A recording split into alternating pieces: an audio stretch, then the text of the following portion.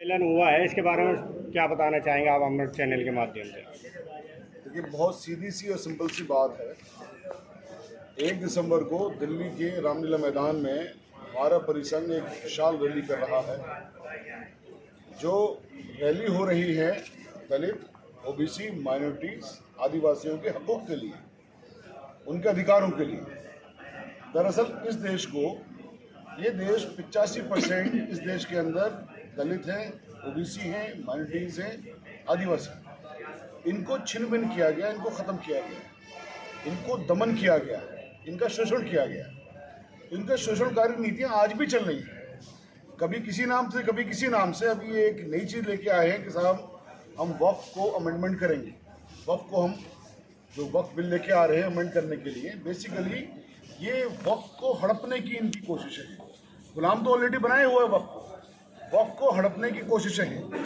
और अगर वक्फ को हड़प लिया गया तो सोचिए आप कि इस देश के 15% लोगों के पास में मस्जिदें नहीं होंगी, दरगाहें नहीं होंगी, खानकाहें नहीं होंगी, कब्रिस्तान नहीं होंगे। तो ये लड़ाई हमारे वजूद की लड़ाई है। ये लड़ाई हम अकेले नहीं लड़ना चाहते हैं, हम लड़ाई अपने दलित भाइयों के साथ मिलकर लड़ना चाहते हैं। क्योंकि दलित भाइयों की जो लड़ाई है रिजर्वेशन की 50% से ज़्यादा हो, उसमें हम उनके साथ हैं। हम ओबीसी की जो लड़ाई है, जातीय जनगणना होगी तभी ओबीसी को हक मिलेगा, हम उनके साथ हैं। तो ये बेसिकली लड़ाई हम सबकी लड़ाई है, आदिवासियों की लड़ाई है।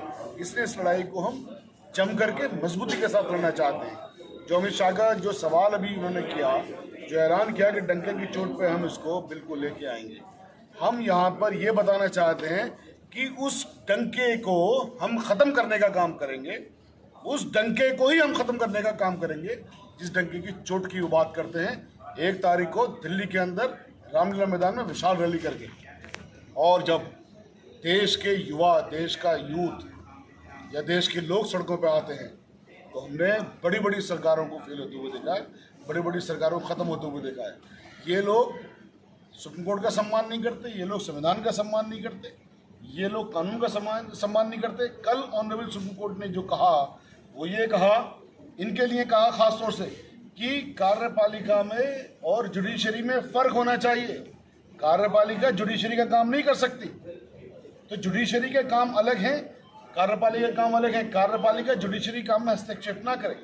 ये लोग वक्त ट्रिब्यूनल ख़त्म करके डीएम को पावर देना चाहते हैं, यानी कार्यपालिका को पावर देना चाहते हैं, जुडिशरी को ख़त्म करना चाहते हैं। तो बेसिकली ये भारत के संविधान को ख़त्म करना चाहते हैं। भारत के जो संविधान है वो रूल ऑफ लॉ की बात करता है, कानून के राज की बात करता है। और कानून का राज ये होता है कि अगर किसी ने गुनाह किया है उसको सज़ा उसे मिलेगी, उसके पूरे परिवार को नहीं मिलेगी, पूरे ख़ानदान को नहीं मिलेगी। लेकिन ये लोग बुलडोजर की कार्रवाई करके पूरे ख़ानदान को, पूरे परिवार को, पूरे रिश्तेदारों को पनिश करने का काम करते हैं। तो बेसिकली ये लोग कानून के मुताबिक नहीं चलते, ये लोग कानून की हत्या करने वाले लोग हैं। ऐसे हत्यारों को सरकारों से उखाड़ फेंकने का वक्त है। जो लोग संवैधानिक पदों पर होते हुए बात करते हैं कि हम डंके की चोट पे ये कर देंगे, भाई माफिया हो क्या?